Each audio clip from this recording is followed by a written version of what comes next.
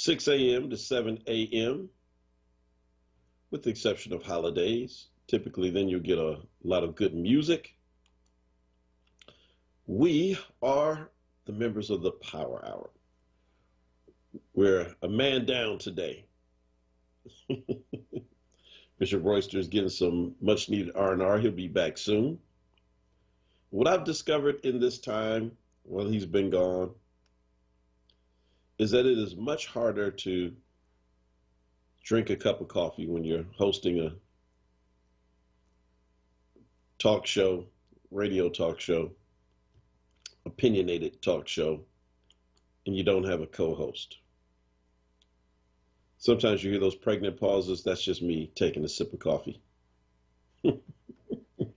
But don't worry. I'm not alone here. I have all of you on Facebook Live, all of you on YouTube Live, and of course, all of just the backbone of what we do here, the loyal listeners and the onWURD members of the station. Some of you are going to be together today as well. That's like kind of cool. Out there on the Love Tour in South Philly with Tiffany Bacon. That's going to be kind of dope. I might even try to swing by there today. Actually, I'm going to be in the area. I'm going to shock everybody at WURD. I'm not going to say it 100%, but I'm going to tell you, I'm going to really try my best to shock everybody today. Be a good employee of WURD today. They're like, Mark, you are a team player. Yes, step up. But anyway, they haven't left me alone here. They said, we know Bishop Royster's gone, but there's no way we're going to let you in that virtual studio by yourself. No way. We know you too well. So my chaperone is here today, also known as our engineer and producer, the queen herself, Kawesa. What's up? Good morning. How are you? It's Friday. I'm feeling good. Yeah, I'm so glad it's Friday. I'm super excited. Really? Yeah, I have no plans. You It's just, just you're just Friday. glad. Yeah, it's been a You don't long even need week. plans, huh? No, I don't. The plan could be to do absolutely nothing, and that is the plan. I'm cool with that. Sometimes Ah, doing nothing is okay as well for me. I heard that. All right. Well, listen, Kwesa, we got to know because people like plan their morning out by what you tell them. They don't believe all those like TV stations with their little fancy, smancy weather people and traffic people. They know that's fake news. Oh, God. What's it really like out there, Kwesa? We need it from Oh you. man. Weather it feel just muggy. Like it's going up to the 90 or something like that. So we're going into that heat wave. So, just be prepared. But it's not too bad right now. Like, so if you're getting out there now, it's not, sweltering or anything like that. So it's comfortable right now. From a driving standpoint, Hmm. yeah, these folks are crazy. I've like concluded that people just don't know how to drive. I think they don't know how to drive. That's where I'm at. Just out here trying to speed out into lanes and no blinkers and cutting people off. It's like every other morning for me. And I'm just like, why are y'all? We all want to get there alive and safe. Like, we don't have to do this, fam. Like, we don't have to do this. So yeah, just be alert, be careful, be safe out there. Maybe give yourself a little more time. Don't ride someone's bumper. Like, people are slamming on brake. Like, you just don't know what's happening. So I just encourage everybody to be safe because, like I keep saying, I think that a year of some people not driving has really affected their ability to operate motor vehicles. That's where I'm at right now. Don't You've been gone too long. They weren't able to drive beforehand. We all look back on the past with rose-colored glasses. Crappy drivers out here. Yeah. In the entire country, for that matter. Really. I'm trying to find a place where people drive well. I just don't know anymore. But thank you for that. And somebody said on YouTube, Catfish Hillbilly says, "Who needs Storm Tracker?" LOL. We've got Coesa. I mean, don't you all prefer to hear like the weather and traffic from just like real people instead of like all the graphics and all the hype? It's like, what's it really like out there? Man, that weather sucks. Oh, okay, cool. I can relate to that. Oh, it's like, oh, it's nice. Cool. Give me some of that. That's what they need. Man or woman on the street. Old school. Well, look, folks, this morning, as I said, all week, really, we've been covering what's going on with the eviction moratorium and persons who are fighting to stay in their homes. Kind of covered this from multiple angles, and we're going to keep that conversation going a little bit later in the show. Talked to City Council member Helen Gim, who has really been one of those persons who's been tireless in her advocacy for making sure that people have a place to stay and a roof over their heads. She'll call in and talk to us about what some of the options are locally for people. Because at the end of the day, you're not going to call Harrisburg to stay in your house. You're not going to call DC. You won't be talking to somebody who works for Joe Biden directly. You're going to be talking to someone in your own city, more than likely. Not exclusively, but again, more than likely when the rubber hits the road, that's where it will happen. So we want to hear what the plans are here locally, what members of our elected council are thinking about. Hit the share button on Facebook Live if you're on YouTube. Cut and paste the web address. Drop it in Twitter or wherever it is that you hang out on social media, Instagram, whatever, and bring others into this conversation. Glad to see everybody as well on Facebook Live.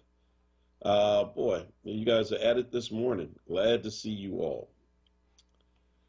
All right, couple of things here this morning just to get you going. First of all, hey, to anybody who is a member of AFL-CIO, our condolences in the loss of your national president, Rich Trumka. Saw that news yesterday. Was actually in the middle of texting a frat brother who's big with AFL-CIO in another city in the country. We were talking about motorcycle stuff and got the news. I was like, oh, bruh, really sorry, because I know how close they were. Said that he had hit the membership like really hard. That guy came up as a coal miner and became the president of one of the most powerful unions. And, unions really get a bad rap these days. Some of it is deserved by some of their behavior in the past. But that does not take away from the fact that without unions, there would have never really been a middle class in America, because we know how businesses are. I mean, you got billionaire owners who would rather spend their profits, I don't know, cruising around outer space than giving you a raise. It's like, we had record profits this year. What should we do with them? Sir, maybe we can finally take care of the workers. Ha! You crazy? I've always wanted to go to Mars. Let's do it. So if it had not been for union leaders, historically, a lot of us wouldn't have what we have. I am the product of a union household. I think I've told the story here before. My mother was treated horribly working in a hospital right before I was born. The hospital, she was working in a hospital kitchen. Hear this now, in Oakland. A hospital kitchen told her in early 1966, when her doctor said, your pregnancy is at risk. And she went back to the hospital to tell them, they told me to take it easy. Can I take time off? They said, sure, if you want to lose your job. No union, no rights. She had to walk away from a job at the hospital. Thankfully, she got a job at the post office after I was born. And the rest, as they say, is history. Tremendous protections. And boy, they still tried to screw her there too. But you know what? those hard fought and hard won protections by folk like the AFL-CIO and Teamsters and SEIU and all these other ones. You know, you hear like Republicans talk, it's like, oh, they just want to take your money. Well, yeah, they're going to take your money because it costs to like actually do all this stuff. But you actually have more money and more benefits and protections. And my mother kind of fit that, you know what I mean, black women were almost always subject to the whims of, you know, whatever ownership wanted. So I'm good with the unions. Prayers to the AFL-CIO. That's right, Catfish Hillbilly. Child labor laws. Come on, 5-day work week. You know why Kuwesa can get happy today about it being Friday and looking forward to tomorrow, even though she said, I don't even need any plans, it's going to be a good day? Because of unions. No company ever said, hey, y'all work too much. Take the weekend off.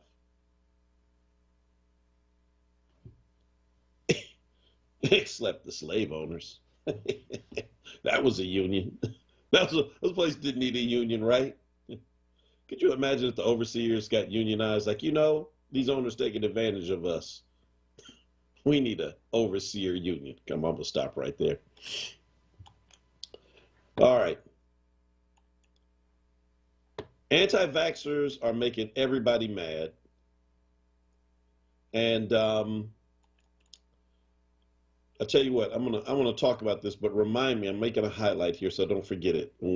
Before we finish, I want to talk about Missouri. The McCloskeys got pardoned by the governor, but that's not the real story. The real story is a young man, well, 61 years old now, who went into prison as a young man 43 years ago. And the juxtaposition of what happened to the McCloskeys and Kevin Strickland is just, it goes beyond the pale. But I'll hold that because it takes a minute to unpack it. But let me just say, people are very angry at the anti-vaxxers right now. The anger is palpable. The governor of Kuwait State went off. Yeah, Phil just went off. He just went off on anti-vaxxers. He couldn't even, he said, forget politics. You all are the problem right now. They were, I guess, out there heckling him or something like that. Boy.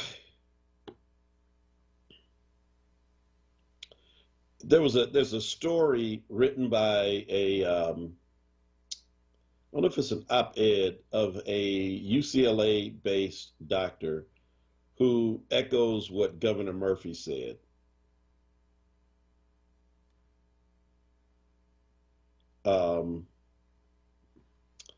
And she's an ICU doctor, and she's really kind of sharing that same anger. Thon Neville, MD, about just, now she has to treat unvaccinated people who are coming in with they're literally near death and still hold on to these crazy notions about the vaccine. You don't think the vaccine works? Ask Lindsey Graham, Senator Graham, who just got COVID and got really sick, thought he had the flu, but he was vaccinated. That's what saved his life. And now he's like, hey, Trump, you need to speak to your people.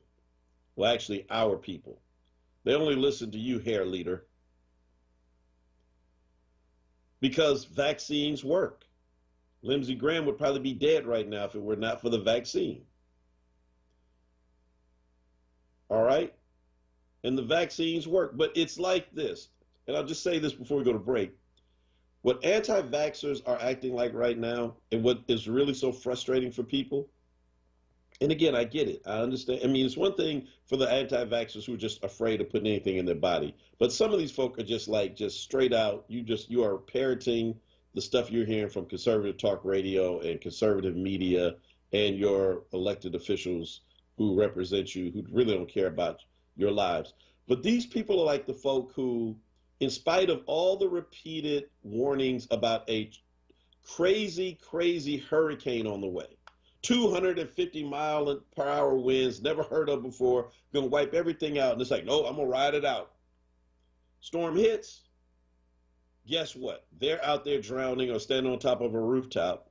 And now Somebody has to allow or risk their father, their mother, who's a part of a rescue team on a helicopter, to fly into a storm and try to save them because they were too ignorant to leave when they should have left. That's what the anti-vaxxers are right now, because when you don't get vaccinated, when you don't take care of yourself, at least wear a mask if you don't want the vaccine. What happens? You don't just get yourself sick, but you get everyone around you sick. If you can keep the illness to yourself, fine. Don't get the vaccine. I don't care. But that's not the case. The case is you will infect everyone else. So stop being ignorant. Good God, it's 6:21. We got to take a break. When we come back, we'll talk to Councilmember Gim about the looming eviction crisis. This is the Power Hour. Don't go anywhere. Stage Door, focusing on arts and culture in and around Philadelphia. Hosted by Tiffany Bacon and co-moderated by Jeffrey Page of the Philadelphia Theater Company. Part of The Source, Fridays at noon, exclusively on WURD Radio, 96.1 FM and 900 AM WURD. Streaming live on WURDradio.com, the WURD Radio app, or watch live on WURD TV via Facebook and YouTube. Sponsored by New Voices sponsor Comcast, NBC Universal, and Pico. This WURD Wellness Vignette is brought to you by AARP. WURD Radio presents the following wellness tip to support our listeners with mindfulness and motivation. This is Halana, your resident expert health and wellness coach, with tips to help you stay well. Today, we're going to talk about the importance of finding a new way to be social. So, we now live in a world where socialization has changed significantly, and we have to be creative on how we maintain and grow our social networks. Health and wellness also means having a healthy social life. Many of us get so wrapped up in work responsibilities that we forget to connect with our loved ones and friends. Finding a new way to be social can look like this. Schedule a weekly check-in with your extended family via telephone or even video chat. Number 2, write letters to your friends and start a new pen pal group. Take it old school. Number 3, use technology for you. Create a group chat for your close friends where you can share highlights and funny moments throughout the day. Finding a new way to be social is something we can all do to support our overall health, personally and in our communities. Go ahead and try it today. Stay well with WURD. Happy, healthy living. Stay well with WURD. Connect with us at WURDradio.com. This WURD Wellness Vignette was brought to you by AARP Pennsylvania. You're listening to WURD Radio, 96.1 FM and 900 AM WURD, independent black media. Welcome back to the Power Hour. Your host, Mark Kelly Tyler. The other half of this show, Bishop Royster, is vacationing somewhere with the elites. Okay, Raphael, are you happy now? As soon as he gets back from hanging with the elites, I will then go take his place with the elites. Let's see here. Thank you, Joanne Kemp. Joanne says on YouTube, Mark Twain said, it's easier to fool people than to convince them they've been fooled. Dang. That's pretty true. So maybe that's the approach. Instead of trying to convince them that, they've been fooled, maybe we should just fool them into taking the vaccine. Maybe we should tell them the vaccine is the antidote to the vaccine. That's it. Let's go the Mark Twain, Joanne Kemp route. Hey, look, if you don't want the vaccine, take this thing. This will protect you from that vaccine, that COVID vaccine.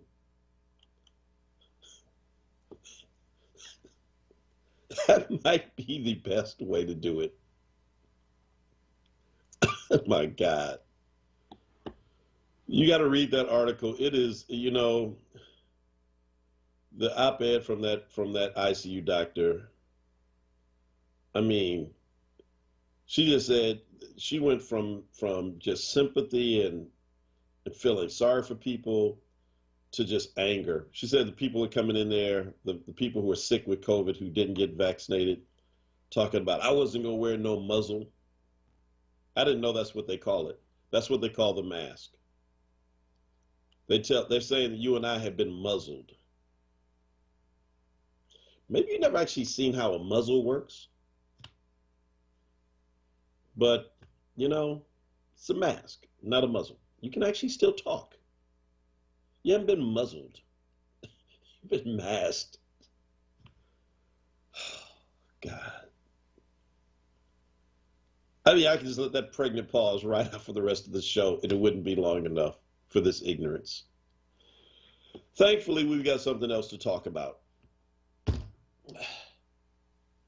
Yes, because people need somewhere to live, even anti-vaxxers. Even anti-vaxxers deserve a roof over their head, and we'll fight for them to have a right to have a roof over their head so they can go out and continue to complain about being muzzled. One of the persons who is doing that tirelessly is Philadelphia City Council Member at Large, Helen Gim, my friend, my sister. Good morning. Welcome to the Power Hour. Good morning, Mark. Thank you. Thank you You for got your helping us muzzle? laugh Yeah. a bit. Do you have your muzzle? I am definitely not muzzled. Oh, yeah, that's right. I like to see somebody try to muzzle you. You know, when that doctor wrote that at the end, they all begged for the vaccine. That's the thing that really comes home. That's heartbreaking, isn't it? It Yeah. is, especially because I think that comment that you made is that they are bought into this thing, that world that they're living in, which is fear and misinformation. At the end of it all is just like whirlwind around, you know, Trump and, you know, Fox News and all these horrible things that drive money and power, and not what is best for people. Yeah, well, not even best for themselves. That's the craziest part. I mean, it's just the part that gets me is, and I read this, I saw this somewhere, and it's like maybe it was a tweet, but a lot of these people talk about these are the same people who talk proudly about willing to take a bullet for their country, you know, if they were called into action and to go off to war, but won't take a shot for their neighbor. Right. Uh, well, listen, speaking of neighbors, I know that you and I have had conversations about this going way back to the beginning of the pandemic. I know that you were already kind of foreseeing what would become a looming crisis, what is the looming crisis of millions of Americans facing eviction because they're behind on their mortgages. A lot of people lost their jobs during the pandemic or were laid off, and their hours were sporadic and just fell behind. Those protections have been extended thanks to the work of Congresswoman Cori Bush, but that's only a 2-month extension. At some point, that's going to run out. What are we facing here, first of all, before we talk about the solutions? What are we really looking at in a city like Philly? What does the eviction crisis, what's the face of it? Yeah. So I think there's a couple of things going on. One is that Philly has been at the centerpiece of an eviction crisis for years and years and years. We are the fourth highest, prior to the pandemic, we were the fourth highest evicting city in the country. We processed almost 20,000 evictions every single year. That's hundreds and hundreds of evictions that are processed each. From our studies is that 74% involve a black tenant, 70% involve a woman, and over half of evictions or evictees are caregivers, which means they are taking care of a child, someone who is disabled, or someone who's a senior.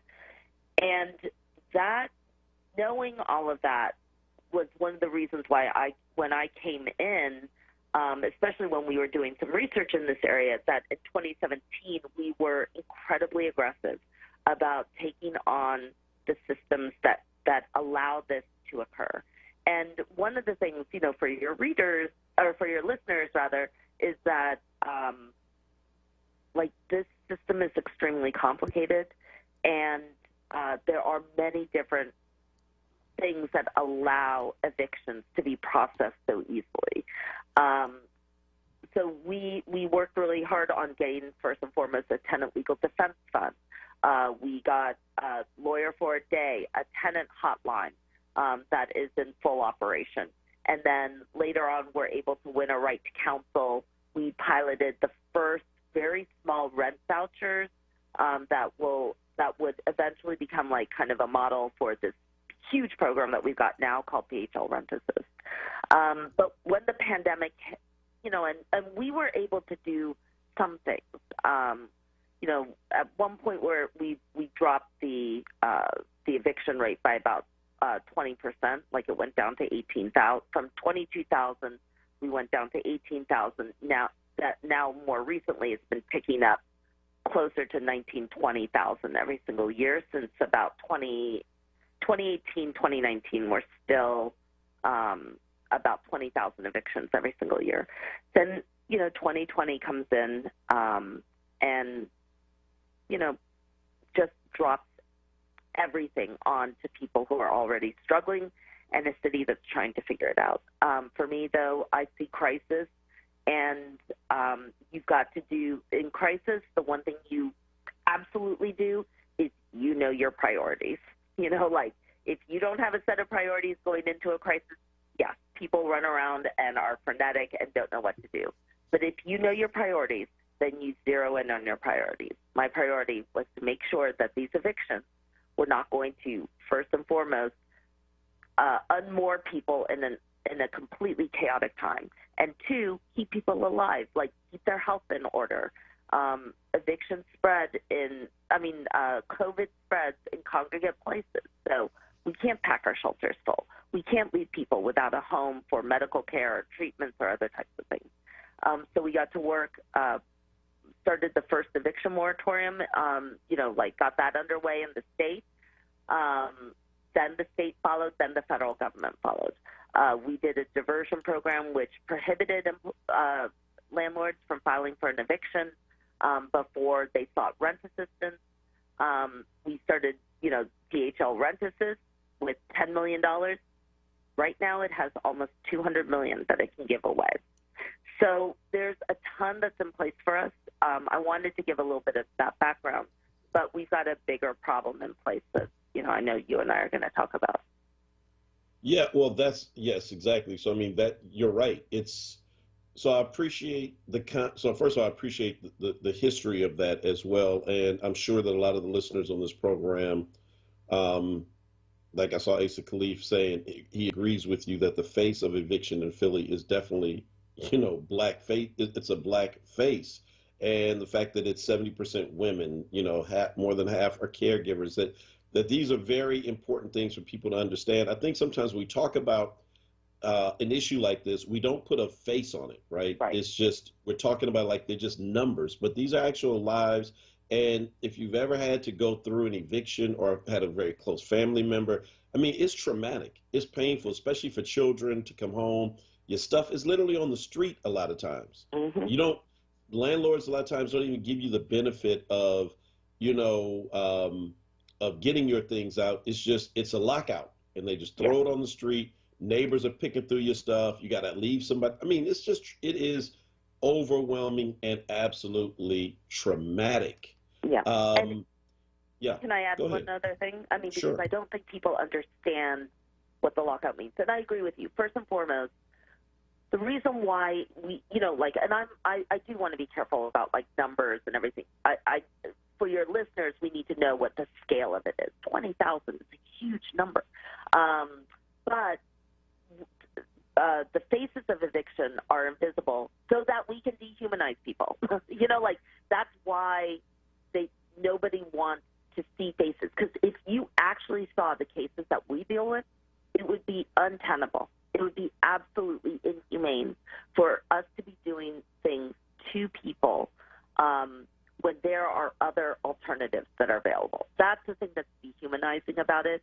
But your listeners need to know that the work that's being done to to handle evictions, to reduce them, to find alternatives, is fought each and every step of the way. It's like there are so many obstacles. It is fought on multiple levels. That's why it's a system, because it penetrates into many different areas. So what's even worse about some of the things that you indicated is that in Philadelphia, the municipal courts contract with a third-party entity. They don't go. The residential evictions do not go through the sheriff's department. So if anyone thinks that the sheriff's department is doing an eviction, that is not true. The municipal courts contract with a third-party entity. They do not believe in telling you when you're going to be. Eviction is a process. The point when your stuff is thrown out onto the sidewalks, that's called a lockout. The landlord-tenant officer does not believe in telling people the date of a lockout. So not only can an eviction occur, but it can be a surprise. And you are told you have 10 minutes to vacate the premises. In the last week, my office has taken calls from families with tiny children sitting down to dinner at a table, getting that knock at the door. And those children losing everything, including their toys, books. You don't have time. You have 10 minutes to vacate the premises.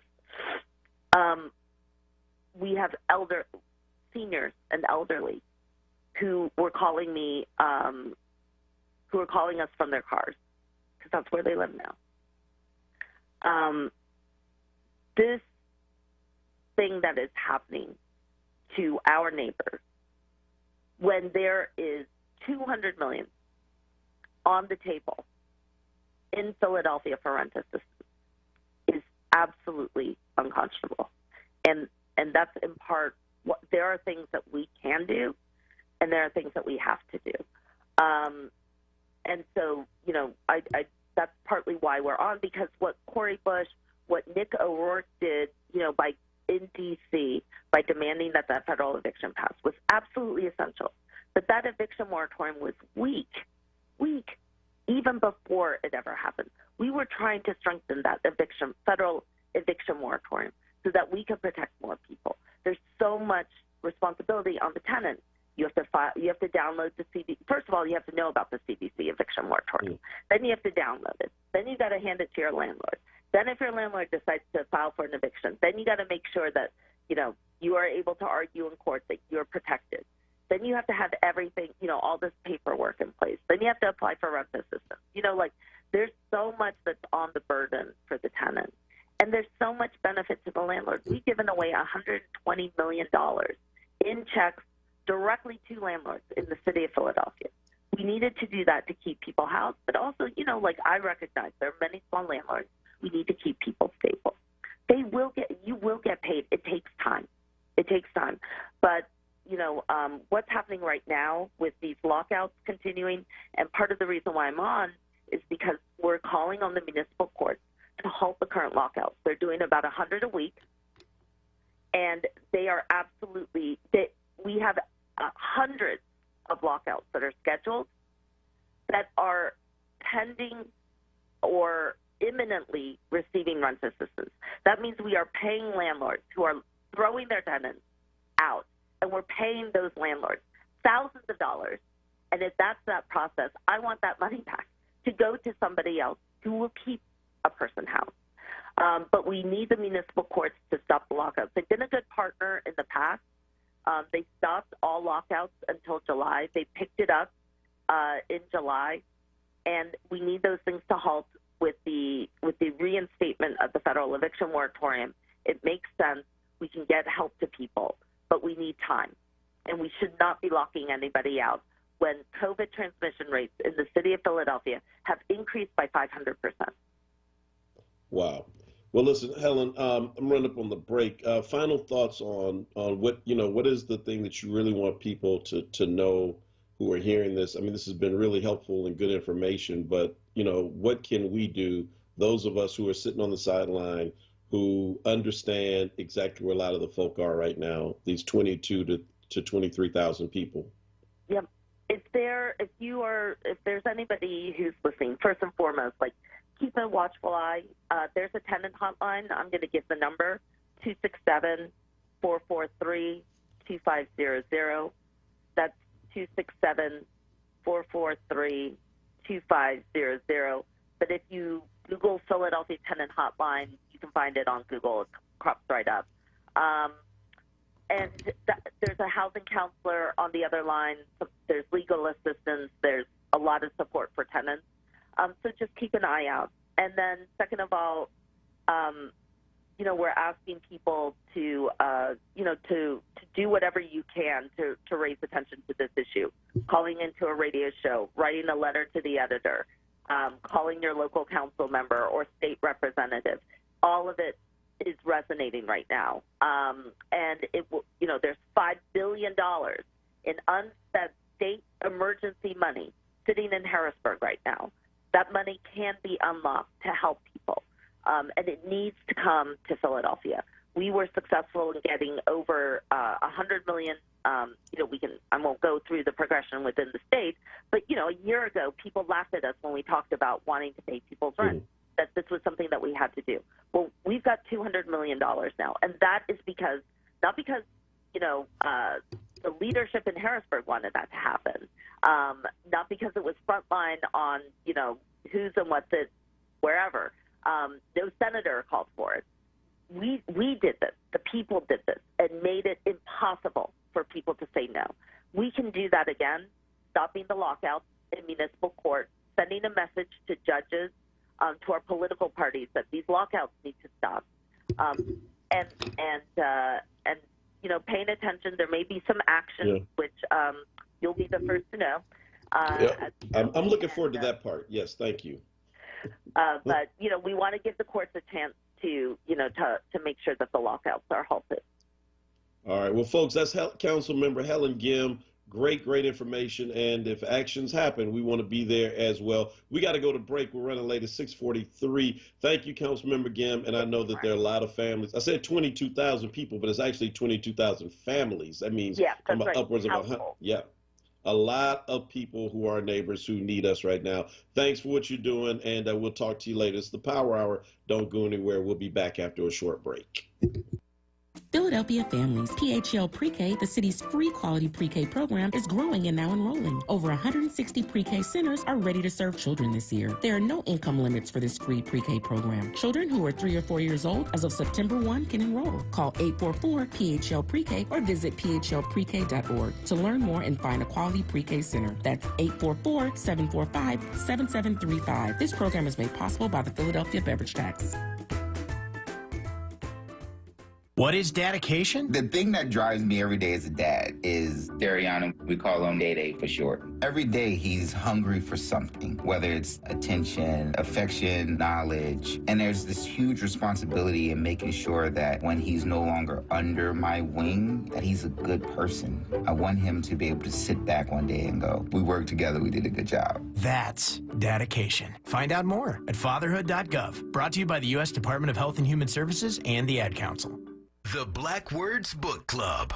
Word Radio's conversation on books that explore the African American experience through social, economic, and environmental justice issues. Tune in the second Tuesday of every month on Evening Words with Nick Taliaferro, 4 p.m. till 7 p.m. The Black Words book for September is Race Against Time, The Politics of a Darkening America by Keith Boykin. Be sure to listen live as Nick Taliaferro will hold a contest for a giveaway book bundle that consists of 4 titles from Kensington's Defina's Authors of Color's newest release. Don't miss it, Tuesday, September 14th on Evening Words with Nick Taliaferro. Attention 4Word members. Get your copy and receive a 20% discount when you purchase at Harriet's Bookstore or Hakeem's Bookstore. For more information on the Black Words Book Club, visit wordradio.com. The Black Words Book Club is sponsored by Defina. Defina is an imprint of Kensington Publishing Corporation, America's independent publisher, concentrating on authors of color. Now, a traffic update on Word Radio. 95 southbound is jammed, and this report is sponsored by ExpressPros.com. 95 southbound barely moving Cottman Avenue to Bridge Street. The highway down to 3 lanes due to road work. Onto the Vine Expressway westbound, that slows. The Ben Franklin Parkway, the Schuylkill. The Boulevard southbound delays on that as well this morning, right between Broad Street and Wissahickon Avenue. A crash in Chester on Morton Avenue near 9th Street, and there are delays around it. We have a disabled tractor trailer on the 42 freeway southbound. After you get to 295, 2 right lanes are now blocked, and it's jammed up from 130. An accident on the 42 freeway northbound north of Coles Road. The right lane is blocked. It's jammed up from College Drive. And on the Ben Franklin Bridge westbound, delays heading into Philadelphia. The right lane taken up by road work. Looking for a job? Contact Express Employment Professionals and be part of their national hiring event. With one application, Express connects you with multiple employers and never charges a fee. Go to expresspros.com, find your nearest office, and call Express today. For more traffic information, go to SIGAlert.com. I'm Ann Evans with your Philadelphia area traffic.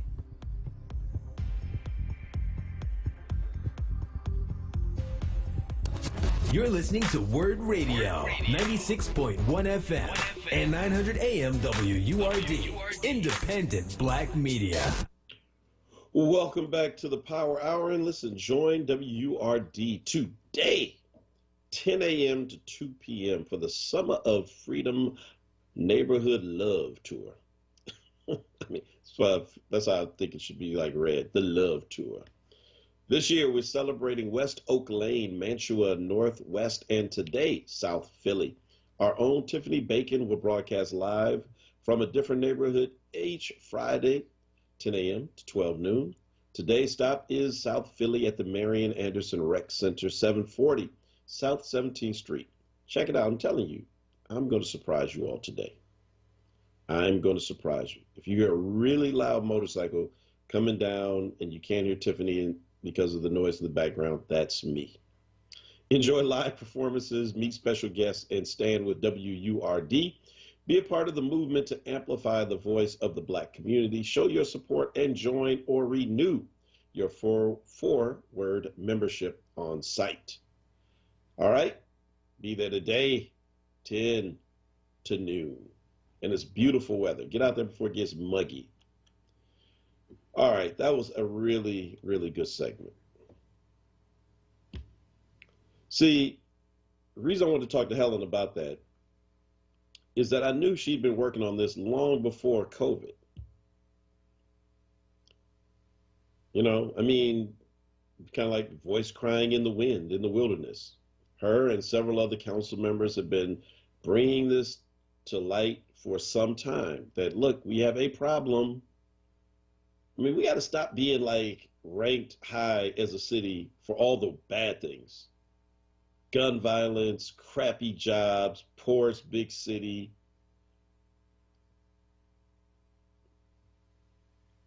Can't get the NBA ring, but we can be number 4 in evictions. Can we switch that around? I mean, wouldn't you want to be like 50th or something like that in evictions, not 4? Hell, why not go for number 1? Don't be a loser. If you're going to get close enough to the top, just be number 1. Who's number 1? Probably New York or Chicago or something like that, LA. Got to be LA.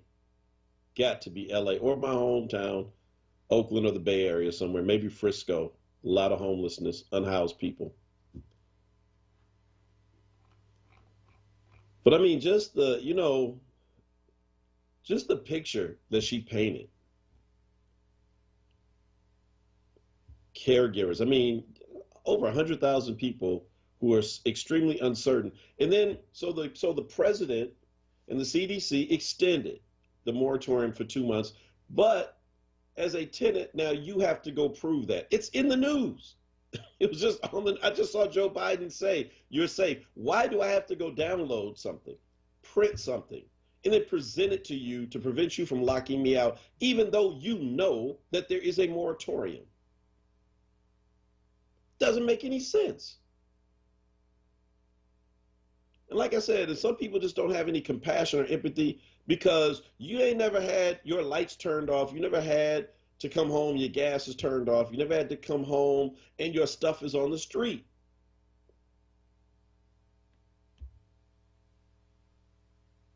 So you just lack compassion. Never had to hide your car at your neighbor's house because they were trying to repo it. Don't know what it is to fall behind. You've been blessed that way. Wonderful. But have some empathy for people who haven't. And Catfish Hillbilly, that's wrong. Evicting Ben Simmons. Oh my God. I normally count on you to be the voice of reason on this show. Now here you go on YouTube acting like a Facebooker. I'm going to get to Missouri in a second. Thank you for reminding me.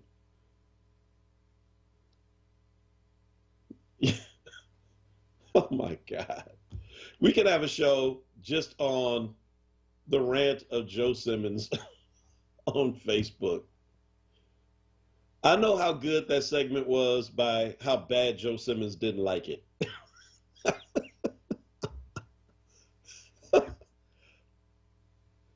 The fact that you absolutely didn't like that segment tells me that was a great segment. Thanks, Joe, for all your commentary. Not really, but thank you. And it went long, Craig, because I let it go long because it was useful information. The tenant hotline number, again, if you need it, or if your friends need it, your family need it, is 267-443-2500. 267-443-2500. Tell your clergy person, put it in your church bulletin, however you communicate information at the masjid, in the synagogue. Let's get that info out. All right, so Missouri. You got to say Missouri, not Missouri. So the Missouri governor, Parson, he pardoned the McCloskeys.